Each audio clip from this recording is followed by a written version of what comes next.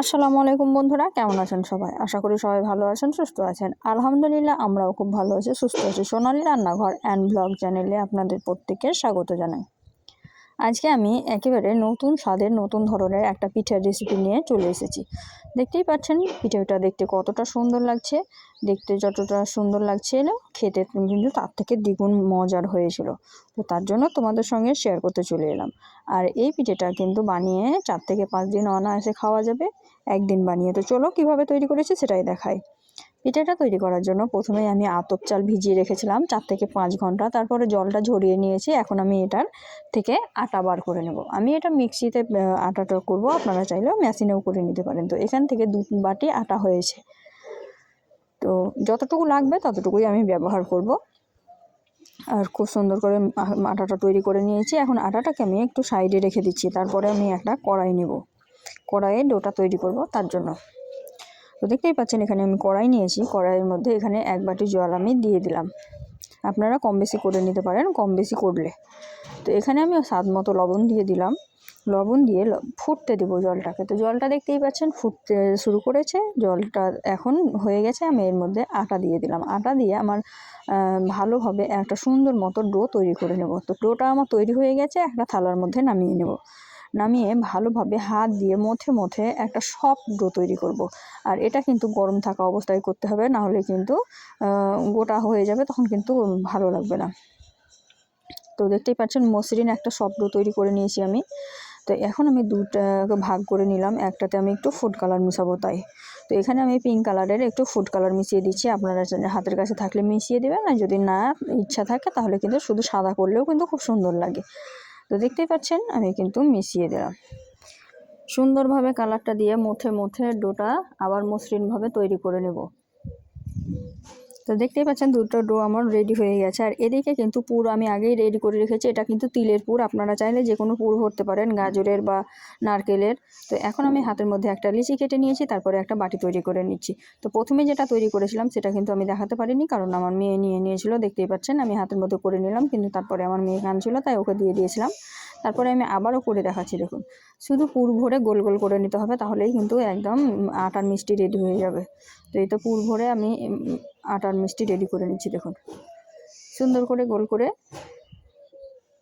একটা হয়ে গেল। আবার কালারিং একটা করে দেখাচ্ছি। দেখুন একইভাবে কালারিংগুলোও করে নেব। আর এখানে কিন্তু এই ডো থেকে আমি 2 রকম রেসিপি করব, তাই সম্পূর্ণ করব না, অল্প পরিমাণে করব। তো অল্প পরিমাণে করে নিয়েছি, যতটা আমাদের প্রয়োজন ততটা করে নিয়েছি। তারপরে এখানে কিন্তু দেখুন সব কটা যে কটা করার দরকার ছিল করে নিয়েছি। আর আটাটাও কিন্তু রেখে দিয়েছি। এই আটাটাও কিন্তু কাজে লাগবে। এই আটাটাও কিন্তু দুধের মধ্যে দিতে হবে। তো এখন আমি এটাকে সাইডে রেখে দেবো। আর গ্যাসে একটা প্যান বসিয়ে দিয়েছি। তো এই কড়াইয়ের মধ্যেই কিন্তু আমি ওটা তৈরি করব। তার জন্য দুধ দিয়ে দিয়েছি। দুধের মধ্যে একে একে কিন্তু মিষ্টির গোলাগুলো তো দিয়ে দিচ্ছি, কারণ হচ্ছে যে এটা কিন্তু কাঁচা থাকতেই দিতে হবে। দুধটা কিন্তু ফুটতে শুরু করেছে।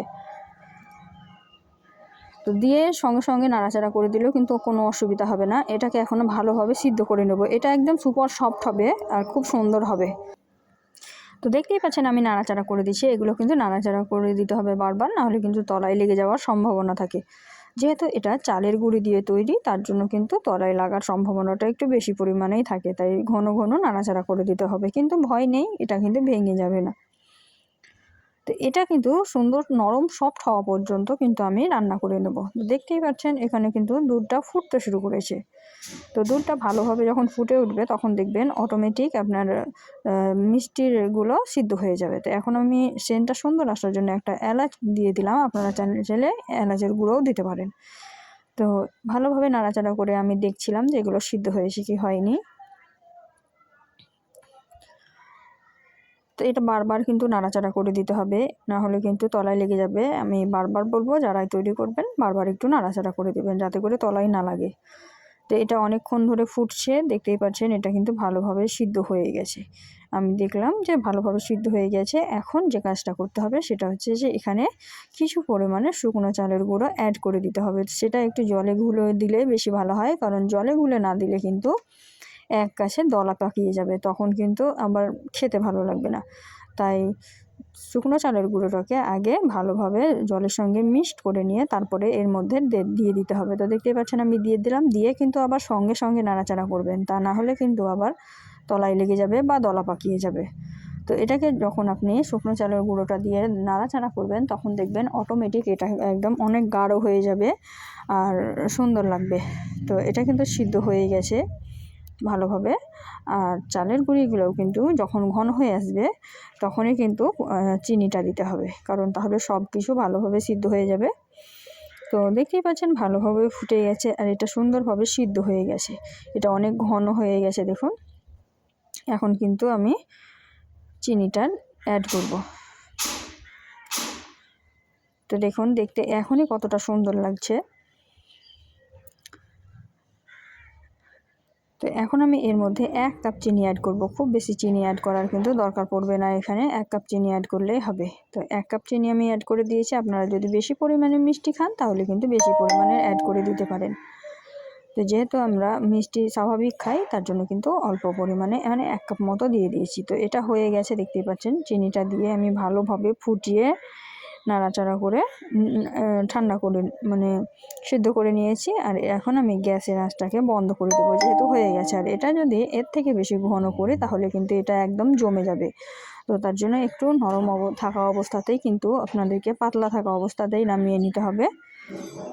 তো এটা হয়ে গেছে। এখন আমি গ্যাসের আঁচটা বন্ধ করে দিয়েছি।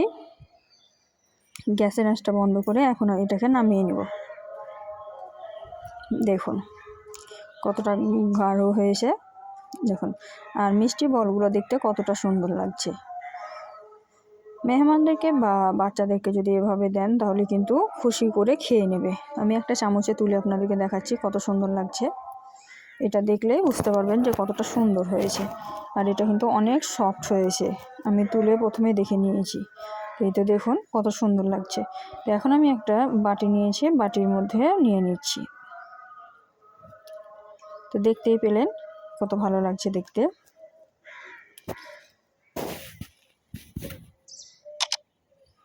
তো এই ধরনের রেসিপিগুলো যদি বানাতে চান তাহলে অবশ্যই বানিয়ে দেখতে পারেন, খেতে কিন্তু দুর্দান্ত লাগে। তো আজকের ভিডিওটা কিন্তু এর থেকে বেশি বড় করব না। যদি ভালো লেগে থাকে অবশ্যই লাইক শেয়ার কমেন্ট করে দিবেন। আর এই ধরনেরই আরও নিত্য নতুন রেসিপি পাওয়ার জন্য আমার চ্যানেলটিকে সাবস্ক্রাইব করে দিবেন।